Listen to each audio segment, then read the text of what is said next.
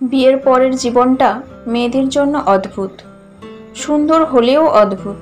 সকলে বলে স্বামী ভালো হলেই শ্বশুরবাড়িতে থাকা যায়, কষ্ট হলেও থাকা যেতে পারে। স্বামী ভালো না হলে থাকা ইম্পসিবল। আমার ক্ষেত্রেও ঠিক তেমন বলা চলে কিনা জানি না, তবে আমার থাকা চলে। স্বামী সহ শ্বশুর শাশুড়ি সকলেই ভালো, সকলেই ভালোবাসে। আমিও ভালোবাসি তাদের, শ্রদ্ধা করি। কিন্তু কোথাও যেন এই ভালোবাসার মধ্যেও চাপা কষ্ট রয়ে যায় আমার অন্তরকোণে। প্রতিদিন যখন সকাল সকাল ঘুম থেকে উঠে এঁটো বাসন ধুই, ঘর মুছি, তখন খুব করে মনে হয়, ইস, আমার মাকে এতগুলো বছর এসব করতে হয়েছে, আমি থাকতেও।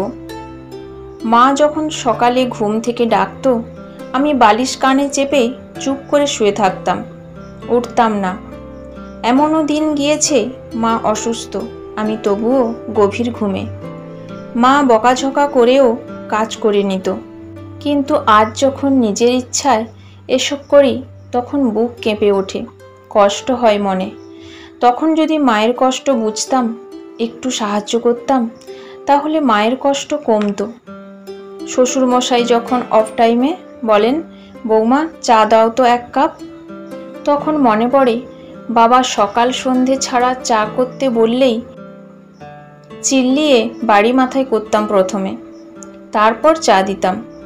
কিন্তু আজ নিঃশব্দে করে দিই, রাগও তেমন আর আসে না। শ্বশুরমশাই কানে কম শোনেন, বয়স হয়েছে তাই হয়তো। একটা কথা বললে শুনতে পায় না, বারবার জিজ্ঞাসা করেন। আমি প্রতিবার বিরক্ত চাপা দিয়ে মিষ্টিভাবেই এক কথায় 10 বার বলি। অথচ নিজের বাড়িতে বাবা দুবারের বেশি কিছু জিজ্ঞেস করলেই আমি বিরক্ত হতাম, রাগ দেখাতাম, কথাটা বলতামই না আর। কিন্তু আজ পারি না। যতই সকলে বলুক এ বাড়ি আমার, তবুও আমার নয়। আমি ভাবি এ বাড়ি আমার, আপন করে নিতে চাই, তবুও পারি না। কোথাও না কোথাও একটু হলেও ভয় কাজ করে মনে। এই বুঝি আমার কোনো ভুলে আমার বাবা মার সম্মান নষ্ট হয়ে যায়। এই বুঝি চিৎকার করলে সকলে আমার শিক্ষা নিয়ে কথা শোনায়। এই বুঝি অবাধ্য হলে খারাপ বধূ হয়ে যাই। কিন্তু আমার শাশুড়ি শ্বশুর তেমন মানুষ নন, তবুও একটা কিন্তু রয়ে যায় মনে। আজ যখন শাশুড়ি মার ভেজা কাপড় কাচতে নিলাম নিজ ইচ্ছায়, তখন চোখ ভিজে এলো অজান্তেই। আবেগী হয়ে উঠলাম খুব। 2 হাতে মুখ চেপে ওয়াশরুমে বসে কাঁদতে লাগলাম। জীবনে কখনো মায়ের শাড়ি আমি কেচে দেওয়ার কথা ভাবিনি। বলিনি, দাও মা তোমার কাপড় কেচে দিচ্ছি, স্নানের জল তুলে দিচ্ছি, বলিনি।